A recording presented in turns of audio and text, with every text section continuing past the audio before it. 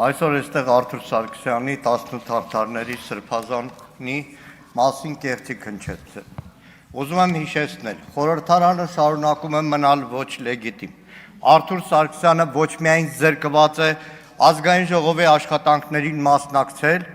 այլ նաև շարունակում են նրա բացակայությունից օգտվել, կեղծիք տարածել, սուտ տարածել, նրան վերագրվող իբր արարքների հետ կապված։ Ու մեկ էլ Արթուր Սարգսյանի Բագրատ Սրբազանի մյուսների դատավոր Ֆարխոյանի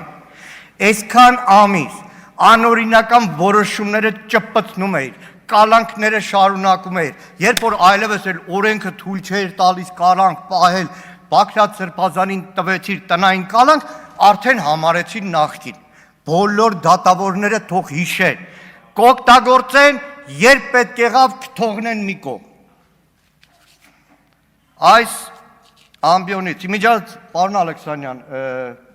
չեմ ուզում ժամանակ ծախսեմ, նորից հիմնավորեմ, կոչ կանեմ ձեզ, Սիվիկի լրագրողին, ամսի 21-ին, ժամը 11-ին, Բագրատ Սրբազանի կեցավայր ուղարկել, որտեղ 18 արդարների գործով փաստաբանների մամուլի ասուլիսներ լինելու, բոլոր հարցերի պատասխանը կստանաք, կամ ընդմիջբանը Վարդևանյան Արամը շատ հանգամանալից կարող է բացատրել։ Այս ամբիոնից ուզում եմ այսօր անդրադառնալ, մեր գործընկերուհի Լիլիթ Գալստյանը շատ մանրամասն խոսեց, ավելացնելու բան չկա։ Ուզում եմ անդրադառնալ 3 անկյունակարային վտանգավոր հայտարարությունների, որոնք վերաբերվում են հայկական սփյուռքին։ Նախ այս ամբիոնից իմ լավ ընկերներ Արամ Համբարյանին, Մուրադ Փափազյանին, Գասպար Կարապետյանին ներողություն եմ խնդրում։ Ընկերներ,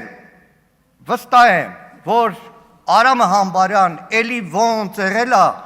կոնգրեսի պետդեպարտամենտի դռները բացելու է, բոլորը նրա կարծիքը հարցնելու են ու մեկը չի ասելու։ Գիտեք, Հայաստանի պարլամենտում Արման Եղոյանն ասեց մանդատը ուր է։ Մանդատ աշխատանքով են ձեռք բերում եւ ամերիկահայության աջակցությունը հայ դատի հանձնախմբին այդ մանդատն է։ Մուրադ Փափազյանը շարունակելու է, օրինակ մյուս տարի փետրվարին ամենամյա հայկական համայնքի Ֆրանսիայի նախագահի հետ ընթրիք է։ Մակրոնը չի գալու ասի,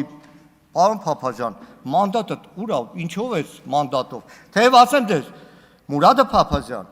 համաֆրանսիական հայության քվեարկության արդյունքում է, որ հասարակական կազմակերպությունների համակարգող խորհրդի համանախագահն է։ Գասպար Կարապետյանը շարունակելու էր չարքաշ աշխատանքը։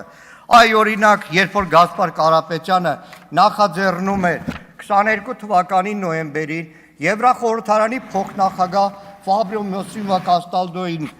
եւ Եվրոպարլամենտի падգամավորների կազմակերպեց ուղարկեց Հայաստան, Արման Եղոյան հպարտությամբ ընդունում է,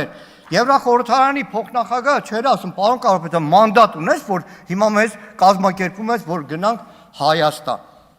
Գիտեք, իմ գործընկերները ինձ շատ հաճախ մեղադրում են, ասում են պատմական փաստեր ես բերում, հերիք-հայրիկա, բայց ասեմ ձեզ, իմ քաղաքական հայացքները, իմ աշխարհայացքը, ամեն ինչը հիմնված է պատմության դեպքերի վրա։ Եվ չեմ պատկանում են մարդկանց, ինչպես բոլոր դաշնակցականները, որ ենթադրենք մի օր շեֆն ասի պետքա Արցախ բառը չօգտագործես, մենակ Ղարաբաղ, հանգարտ Լեռնային Ղարաբաղ էլ չասես, բոլորը միաբերան ասեն։ Մի օր ասեն անկախության հռչակագիրը գովա, մի օր ասեն կոնֆլիկտատինա, բոլորը միաբերան ասեն։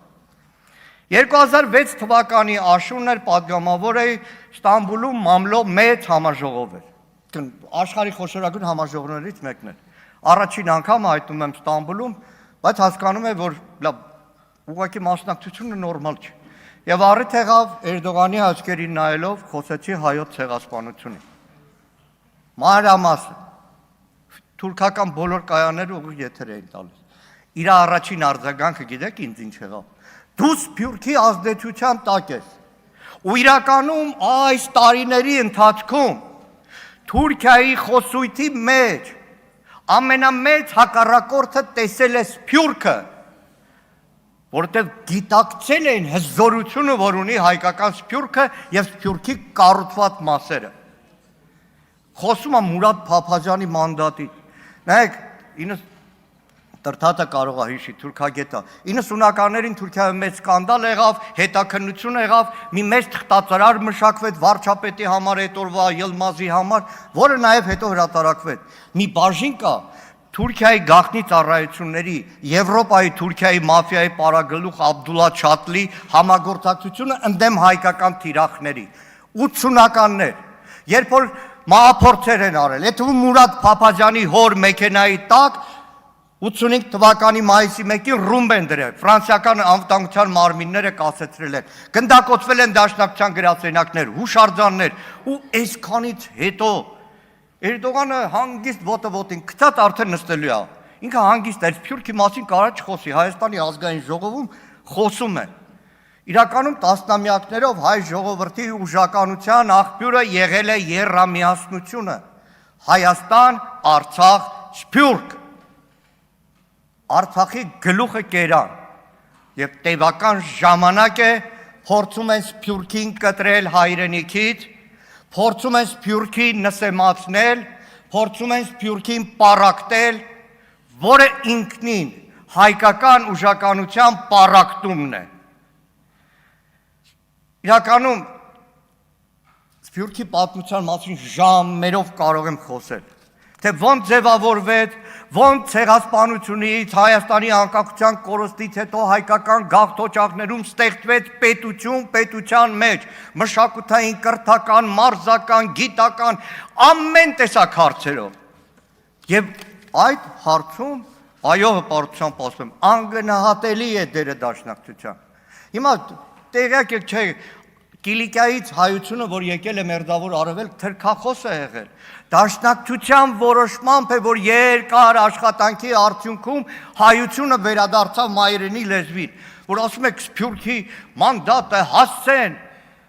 Հալեպում 2010, 11, 12, 13 թվականներին իսլամ ահաբեկիչները քաղաքի վրա են հարձակված, հայկական թաղամասերը, բա գիտեք ոնց էին պաշտպանվում, 70-ականներին և Լիբանանում քաղաքացիական պատերազմ էր, հայկական թաղամասերը բա ոնց էին ապահով, ու մինչև հիմա լիբանանյան բոլոր քաղաքական ուժերը հարգում են դաշնակցությանը դրա համար։ Գիտեք, կեղծ թեզ հայություն և Հայաստան։ Սիլվա Կապուտիկյանը մի հուշագրություն ունի խճանկար հոգու և քարտեզի գույները։ Մի դրվագ կա, Լիբանան է գնացել, սովետական միությունից պատկերացրեք այդ քաղաքական անտագոնիզմը հայտնվել է դաշնակցության հովանավորած դպրոցում։ Ու ասում է աշակերտները, որ պետք է բանաստեղծություն արտասանեին, բեմի վրա մի հատ քար էր դրած, գալիս կանգնում էին այդ քարի վրա, նոր բանաստեղծություն էին արտասանում։ Հարցրեցի, ես ինչ քար է, ասեցին հայրենիքից բերած քար է։ Սա է Սփյուռքը։ Ցավոք սրտի 18-ից այս իշխանությունը այն բոլոր ազգային միասնական կառույցները, որը Թուրքիի թշնամու աչքի փուշտն էին, նաև թիրախավորեցին Սփյուռքը։ Սփյուռքի այն բոլոր ավանդական կառույցները շրջանցելով, անհատական էս կամ այն մարդու հետ հանդիպելով, համարեցին, որ կարող են ազդեցություն ունենալ Սփյուռքում։ Ալխազ Ղազարյանը այստեղ նստած է, միասին Բուլղարիա են կայցելել միշտ խորհրդարանական պատվիրակությամբ, խորհրդարանի բուլղարացի ամբողջ ղեկավարությունը նստած է, ու բոլորը խոսում էին դաշնակցության մասին, անցյալի մասին և ներկայիս մասին։ Էդ է կապիտալը, էդ է մանդատը։ Իդեպ ասեմ, որ աշխարհի տարբեր համայնքներում ազգային իշխանությունները ընտրություններով են ընտրվում։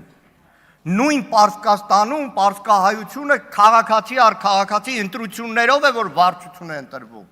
Տարբեր երկրներում դա բոլորը տեղի է ունենում ընտրություններով։ Ցավոք սրտի ժամանակս քիչ է, բայց մի բան, մի օրինակ եմ ուզում ասեմ։ Սիրիայում Արամ Մանուկյան դաշնակցության կենտրոն կա, որտեղ մի ռեստորան կա, անունը Սպիտակ։ Գիտեք ինչի համար է Սպիտակ։ Այդ չենք սկսել են սարքել մինչև 88 թվականը։ 88 թվականի երկրաշարժը որ եղել է, ինչպես բոլոր հայկական գաղութներում, իրենց բոլոր ծրագրերը կասեցրել են։ Դաշնակցության այդ կենտրոնի կառուցումն են կասեցրել եւ ամբողջությամբ փարվել են հայրենիքին։ Երբ որ այլևս ավելի հանդարտ է եղել ու շարունակել է շինարարությունը, ուղղակի հիշատակ դրա Սպիտակի երկրաշարժի։ Այդ հավաքատեղին կոչվում է Սպիտակ։ Շնորհակալ եմ։